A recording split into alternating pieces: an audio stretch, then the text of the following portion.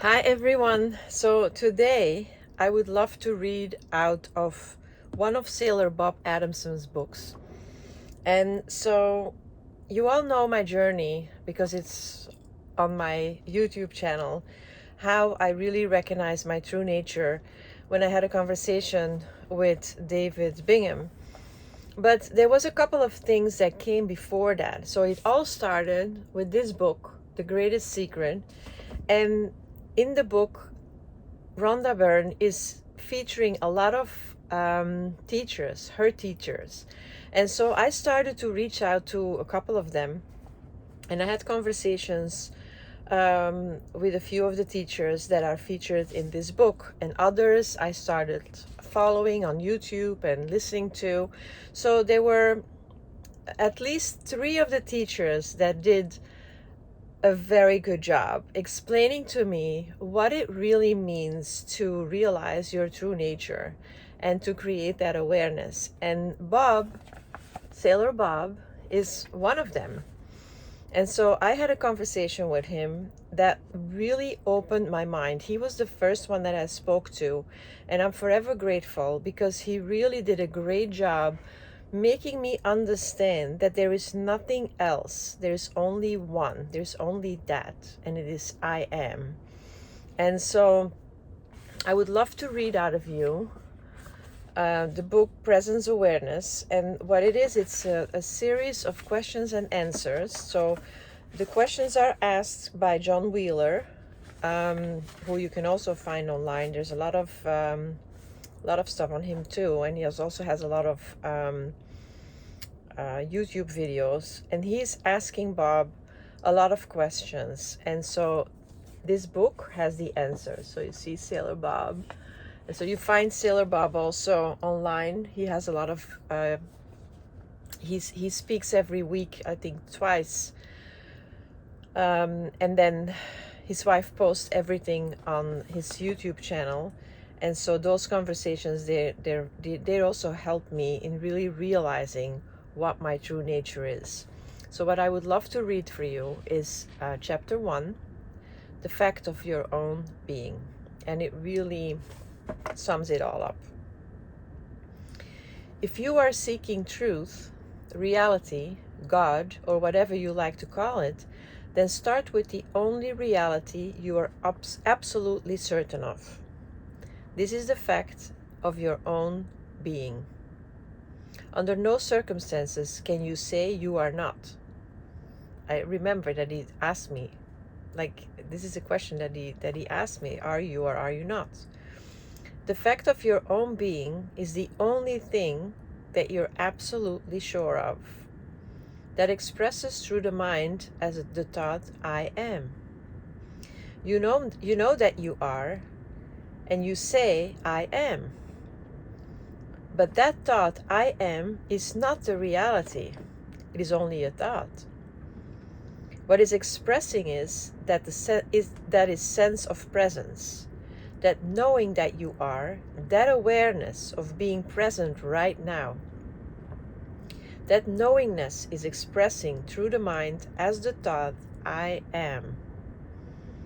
That knowingness is expressing through the mind as the thought, I am. We base what we talk about here upon what ancient traditions tell us. For instance, in Hinduism, they say that God or reality is non-dual, meaning that it is one without a second. There is nothing other than that. In the Dakshan scriptures of Buddhism, they say it is a non-conceptual, self-shining, ever-fresh presence awareness, just this and nothing else. It is like, when I read it, it sounds so like, it sounds interesting, but if you think about it, it is non-conceptual. It's really interesting. All the traditions somewhere along the line will tell you, when speaking about reality, that it is omnipresence, omnipotence, and omniscience.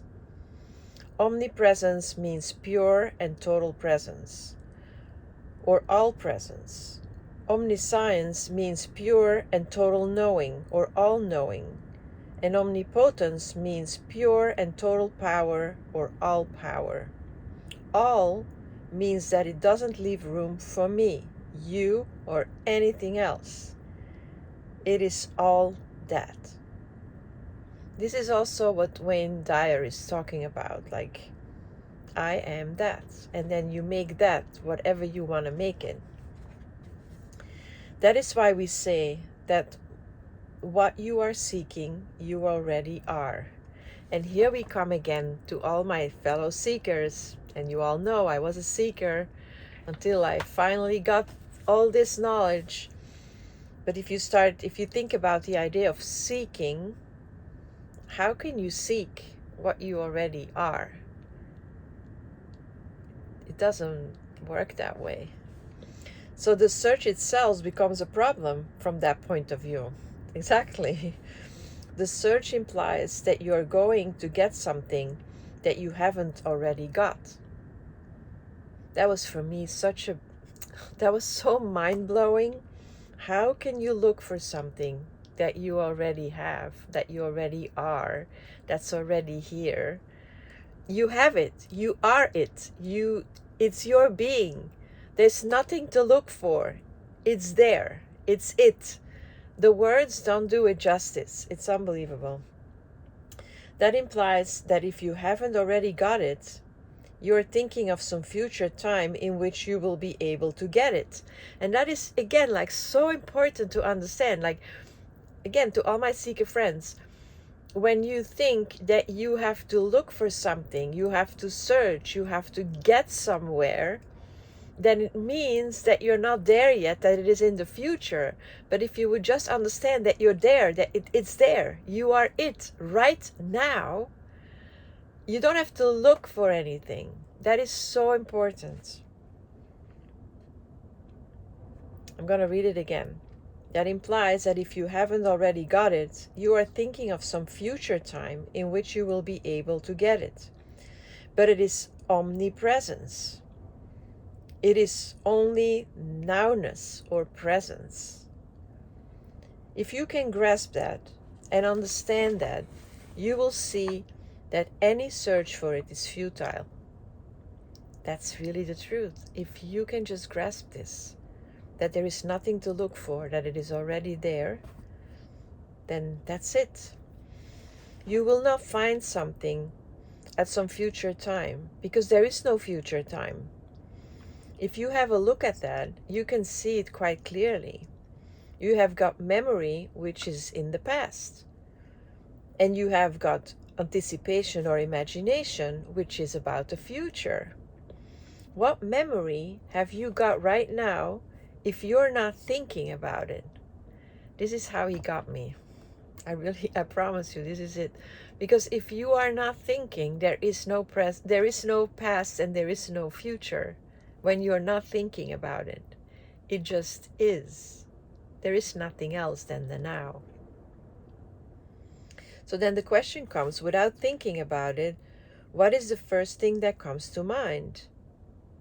And Bob says, no. Have you got a memory if you are not thinking about it? And then the answer is, well, no, I don't. And Bob says, can you anticipate or imagine a future without thought? When you're thinking about the past, the actual thinking is happening now, presently.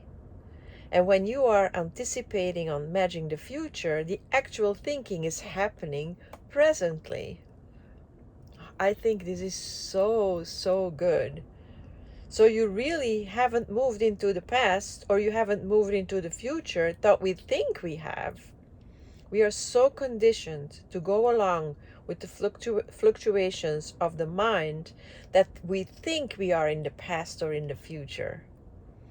But we are actually thinking is all the time going on now, present, in the present. This is the this is the actuality. Oh my God, I cannot even pronounce this. The actual livingness is going on in this moment.